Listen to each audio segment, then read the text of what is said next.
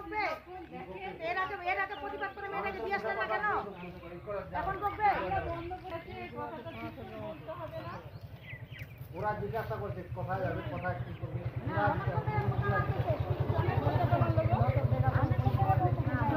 আমাদের বেটার পড়া যেতে চায় না, যেতে চায় না, সবকিছু তো ইনকোয়ারি দেখতে হবে, বুঝতে হবে। দাঁড়াও, যাচ্ছ কেন? চলো খেলি, চলো যাবো, চলো আসলে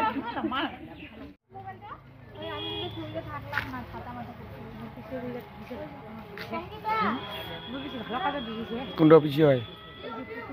ও